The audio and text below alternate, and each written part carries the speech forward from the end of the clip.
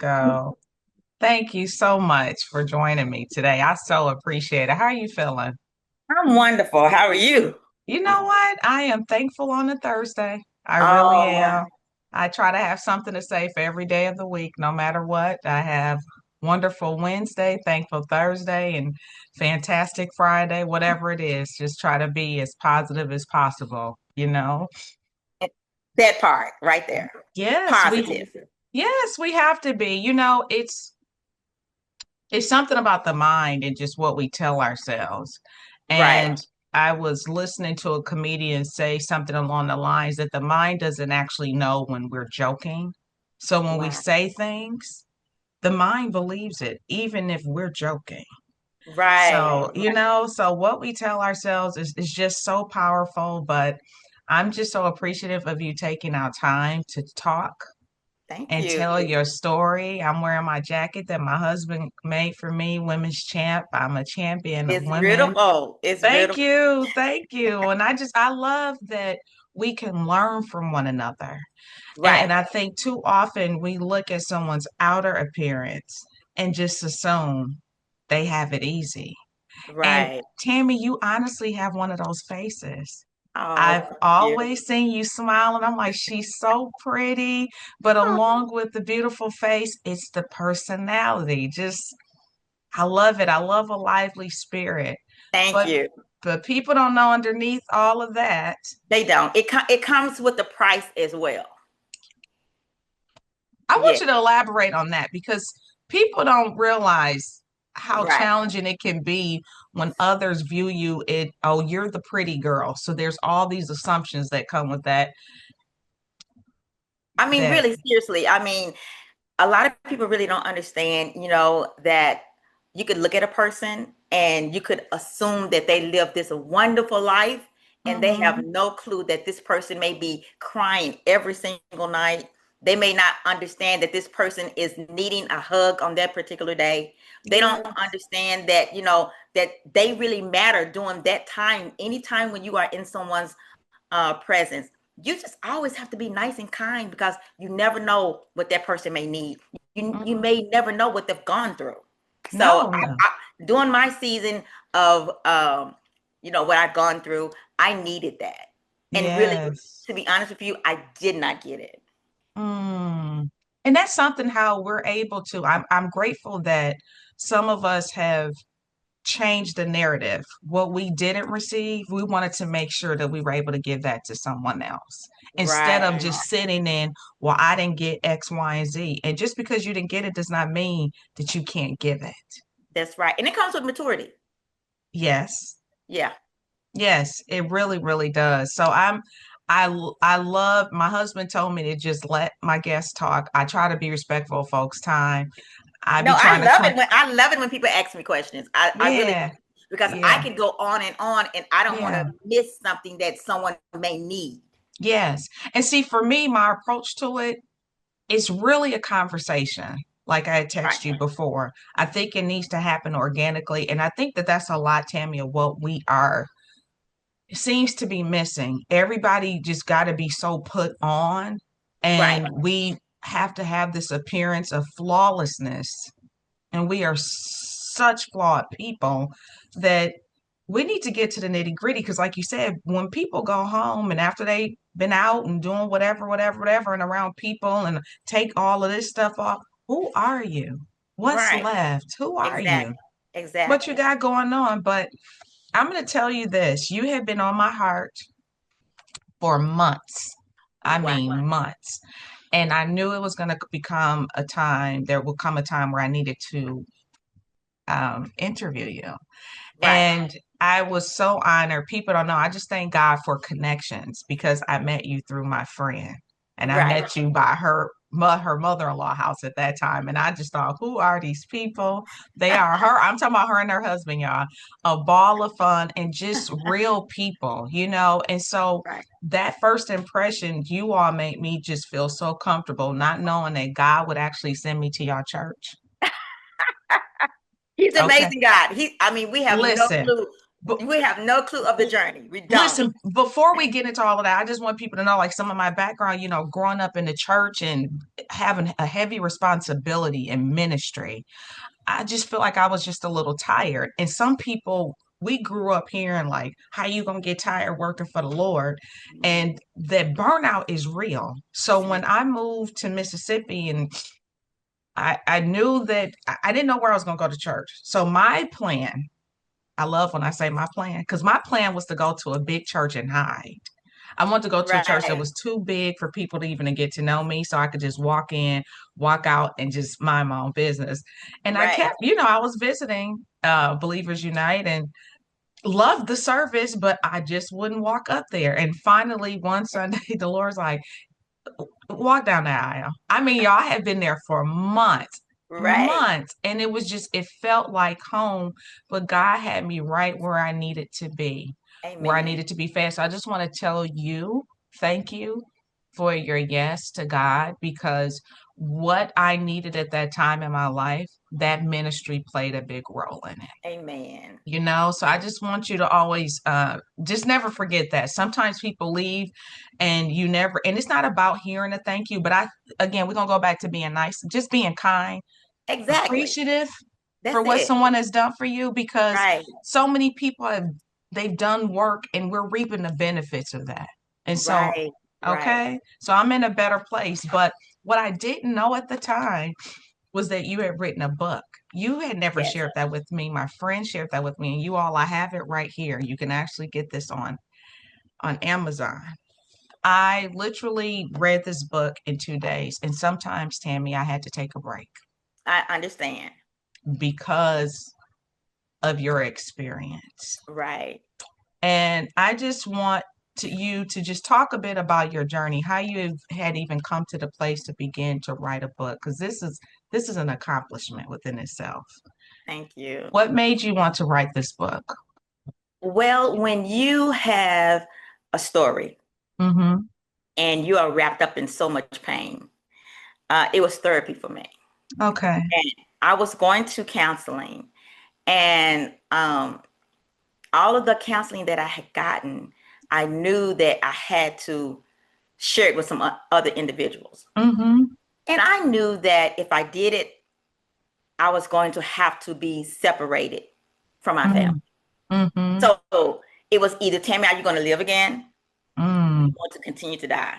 So I Mm-hmm. had to make a decision on writing all of this down, everything that I felt as this book is in the eyes of a teenager, not a grown Mm-hmm. adult. It's in the eyes Mm-hmm. of a young woman, that what she's gone through. So Mm-hmm. when you read the book, you may say, "Oh, it sounds a little elementary," but it is in Mm-hmm. the eyes of a child. Wow. So when I wrote everything that I was feeling in that book, I wrote it all out so that what happened to me will not happen to you. You will have the tools to understand, and you will have the Mm-hmm. security, and you will be able to find out who is the right person. Everybody Mm-hmm. may not be the right person where you can share Mm-hmm. your story or go to tell what happened to you, because Yeah. a lot of times in family they're not going to believe you. Oh no. I love that you mentioned that you did counseling, because oftentimes, and here we go, I love us. I'm not one to bash the church.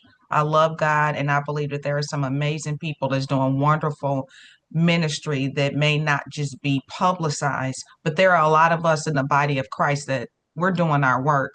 But Right. sometimes people think, they'll make statements, I only need God, I only need Jesus, and that's it. But you said, there was a quote in your book that I loved, and you said, I needed a counselor to save me.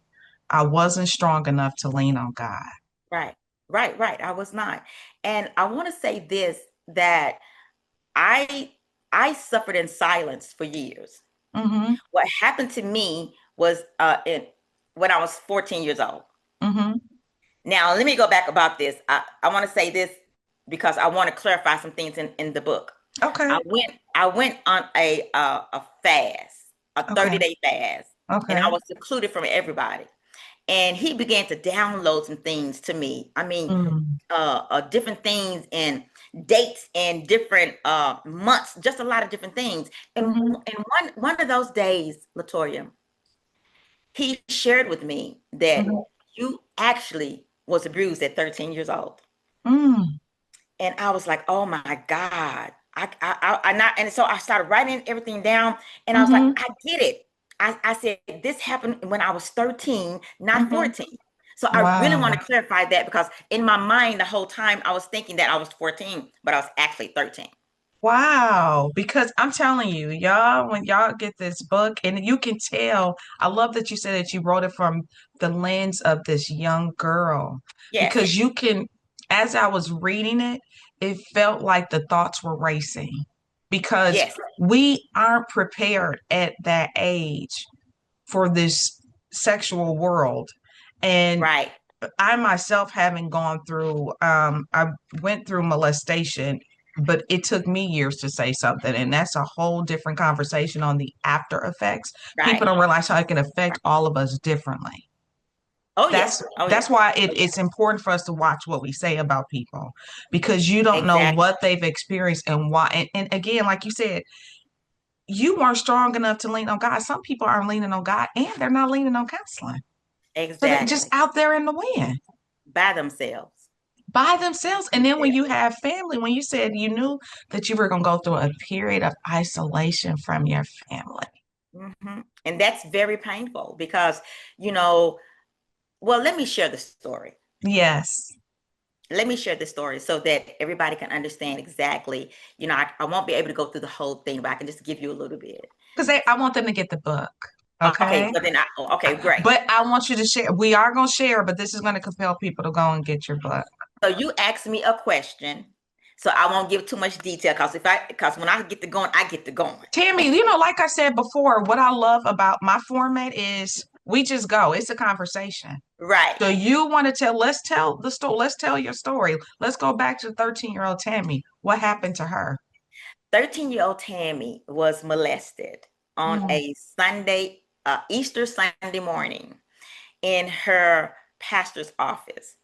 Now, you would ask the question, molested in someone's office on a mm-hmm, Sunday, on an Easter Sunday? Well, mm-hmm, I had no idea until I went to counseling because when you mm-hmm. hear about molestation, you think that you have to be penetrated, right? Yeah, yeah, Well, no, if someone actually touched you in an area that is private, then you've been yeah, molested. So yes, I was touched on my breast, and I was touched on my bottom. yeah, And so the reason why my pastor said that, do you believe me? I mean, mm-hmm, I want you to trust me because mm-hmm, right now you're going through to a teenage adult age, and mm-hmm. now I need to teach you the things about boys and what they're going to do, and I want you to know so you can be prepared. But the trust had already been built because this person had been around your family for For years, years. since I was I would say in the second grade. In the second grade, right? So second grade to 13, you do the math, okay? Yeah. So yes, I definitely did trust that person, but but a light bulb. I want to share this with individuals. A light bulb went off in my head in that room. Mm-hmm. Like it was a warning, like this this isn't right. Yeah. But when someone actually manipulates your mind and Mm-hmm. you have this misguided trust and you Yes. are a teenager and you're Mm-hmm. looking at an authority figure, not Mm-hmm. just an authority figure, but a pastor, you're Yeah. thinking that this person must know something that I don't know.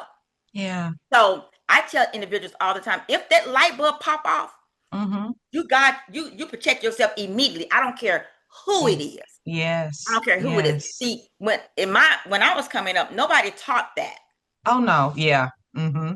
Nobody Mm-hmm. taught that. So we were Yeah. actually just floating on our own because your grandmother loved the man, your parents loved the man, your Mm-hmm. everybody in the family loved him. So if they loved him and he's telling you something, then it's making you like, okay, what do you Mm-hmm. do?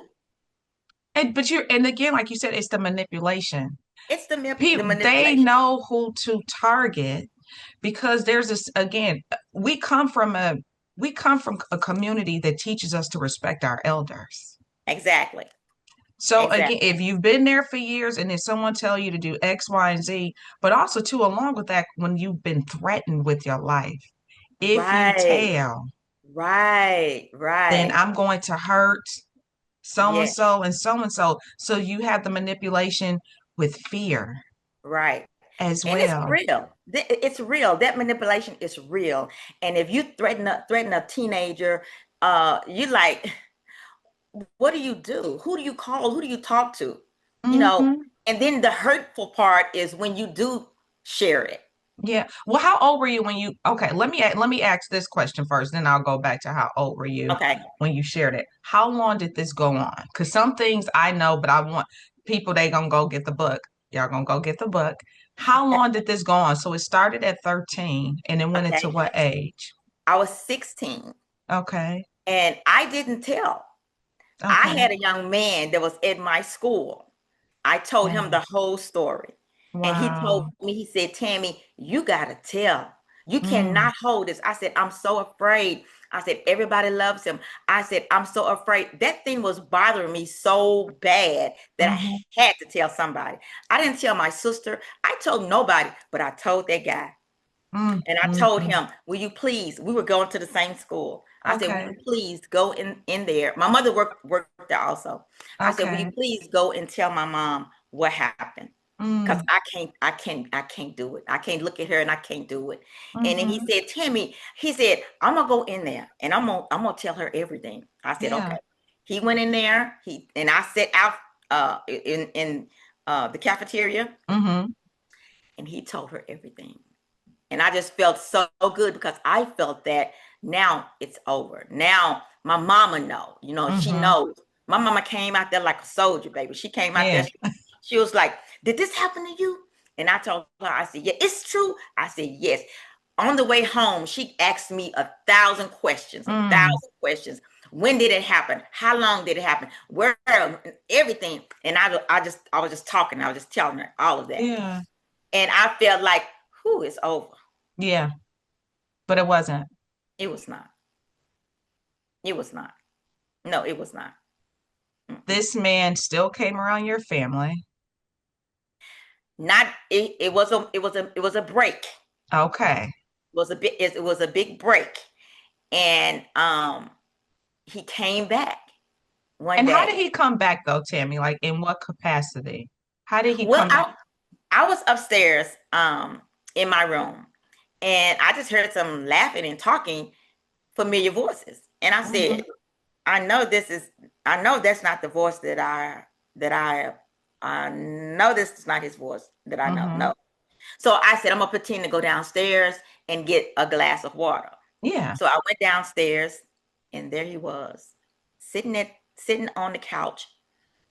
My mom was sitting there, someone else was sitting there, and I was like, hey, how y'all doing? Hey, how you doing? Hey, how you doing, darling? I said, I'm doing fine. And I got the water, went back up the steps, and I became an actress that day.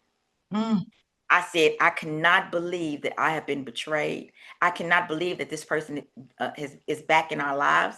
I cannot believe this. So I said, they chose him over me. yeah. I told what happened, and he comes back. Yeah. And my heart was broken.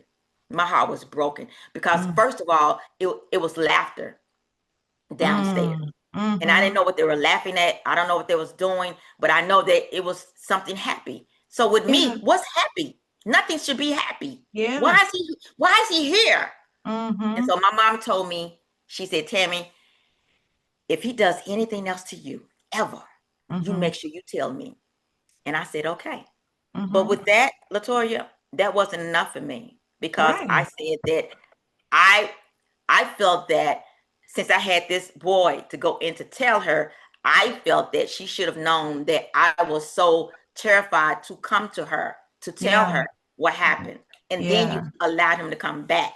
And I know what he probably did. He probably manipulated her mind as well. I never Hmm. do it. I'm sorry. Please forgive me. Hmm. God, blah, blah, blah. I believe he used that Hmm. to Hmm. manipulate her mind.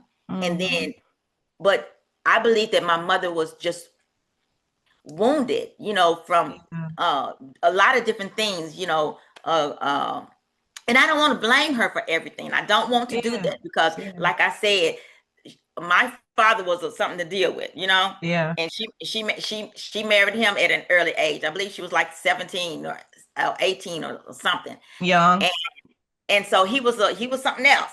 So Mm-hmm. I think that she had been dealing with that, and then this guy comes along and he's a perfect person in her mind or whatever, and Mm-hmm. she's thinking that keeping hope alive, that everything's gonna be fine. I'm gonna give him one Yeah. more chance. Don't mess with my daughter again. Yeah. But I'm thinking that was just the 18-year-old girl that was talking, and not the grown adult woman.